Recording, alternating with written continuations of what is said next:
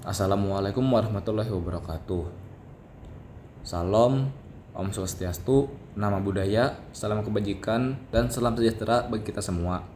Selamat pagi, siang, sore, ataupun malam bagi pemirsa yang menonton video ini. Hidup mahasiswa, hidup rakyat Indonesia, dan hidup perempuan yang bersuara. Perkenalkan, saya Ahmad Triadi Darmawan dengan NIM 2511111121 sebagai mahasiswa Fakultas Kedokteran Gigi, Program Studi Kedokteran Gigi Universitas Lambung Mangkurat Banjarmasin.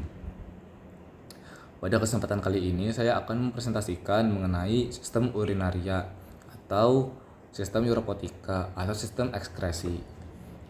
Langsung saja kita masuk ke dalam pembahasan. Nah, yang pertama ada urogenital apparatus. Artinya, sistem urinaria tidak berdiri sendiri, melainkan bagian dari aparatus urogenital yang terdiri dari sistem urinaria itu sendiri dan genital system atau sistem genital. Nah, sistem urinaria ini berfungsi untuk mengeluarkan urin, sedangkan sistem genital berperan dalam proses reproduksi. Nah, keduanya memiliki asal embriologis yang sama, seperti jalur saraf, pembuluh darah, dan juga posisi anatomi yang saling berdekatan.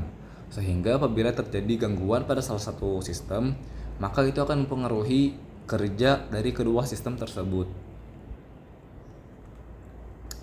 Lalu, ini adalah tampilan dari sistem urinari tampak depan.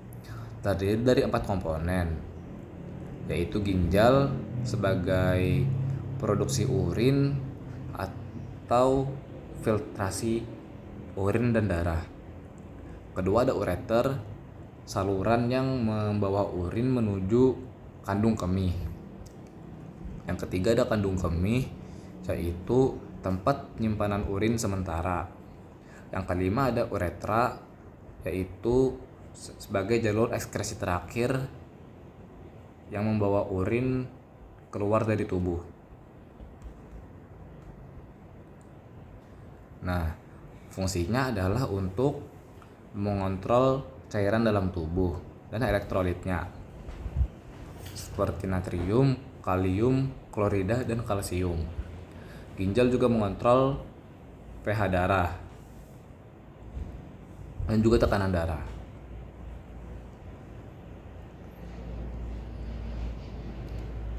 Kita masuk ke dalam anatomi ginjal.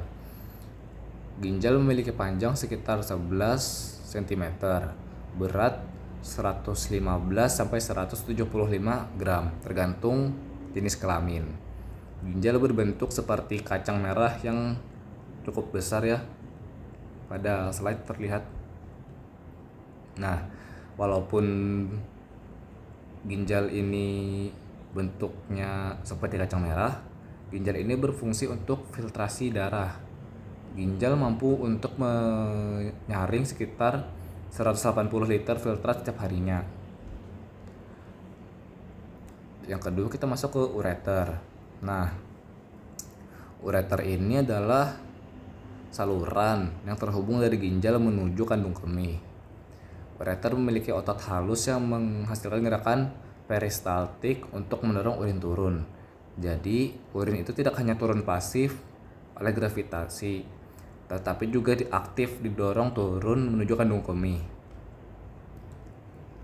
Yang ketiga ada kandung kemih. Nah, kandung kemih ini berfungsi untuk penyimpanan sementara urin. Organ kandung kemih ini itu bersifat elastis dan mampu mengembang saat terisi dan mengempis lagi saat telah kosong. Kita masuk ke uretra. Nah, uretra adalah saluran akhir pembuangan urin. Pada laki-laki, uretra itu lebih panjang dan juga terbagi dari beberapa segmen, serta berperan dalam sistem reproduksi. Nah, sedangkan pada perempuan, uretra ini lebih pendek.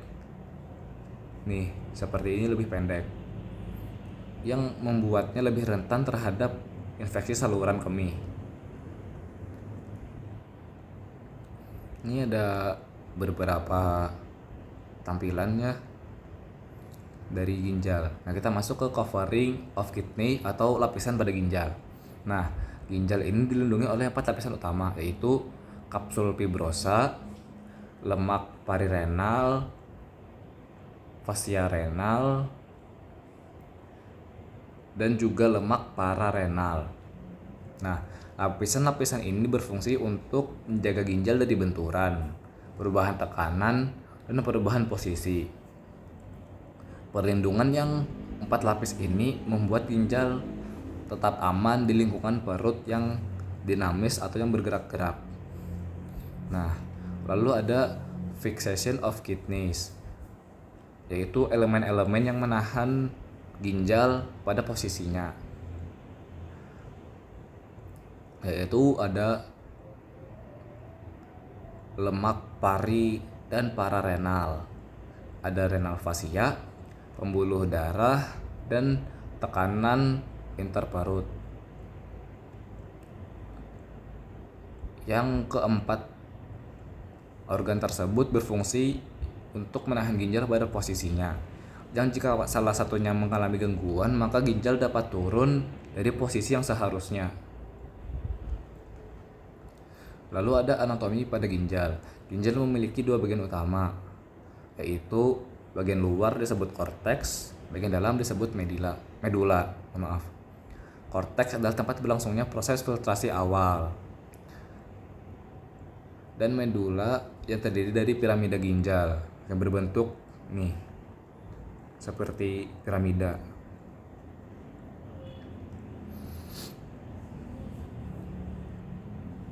Lalu kita lanjut untuk membahas medula. Nah, piramida medula adalah struktur berbentuk kerucut seperti pada PPT ini, kerucut yang mengandung ductus collectivus dan sebagian loop of Henle. Di antara piramida ini terdapat organ yang disebut sebagai columna renalis, struktur korteks yang masuk ke medula. Lalu ada korteks. Korteks terbagi 2, yaitu pars convolta dan pars radiata. Lalu ada calyx yang terdiri atas minor calyx dan major calyx. Nah, minor calyx adalah struktur pertama yang menerima urin dari piramida ginjal tadi.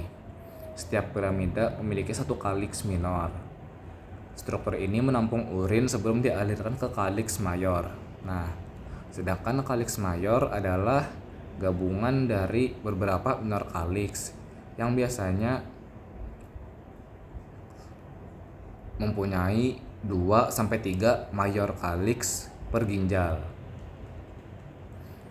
yang berfungsi untuk mengalirkan urin ke pelvis renalis.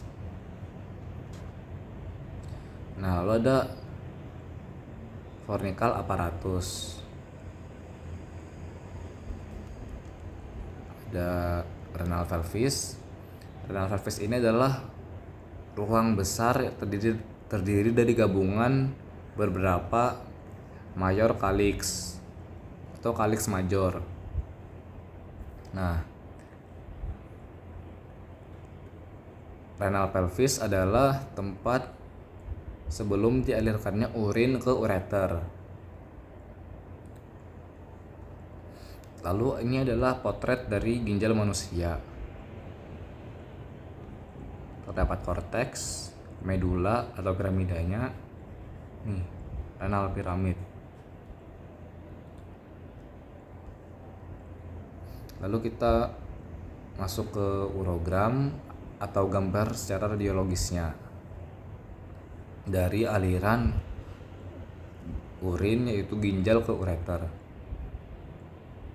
Tulang rusuk ke-12, ada minor calyx, major calyx, dan renal pelvis tadi, dan juga ada ureter.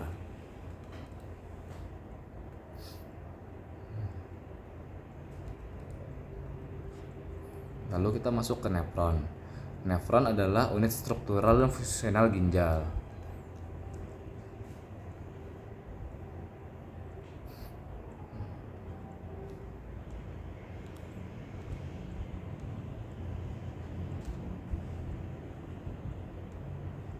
Nefron berfungsi sebagai filtrasi darah, produksi urin, dan nefron ini berjumlah sekitar 1,25 juta nefron pada setiap ginjal.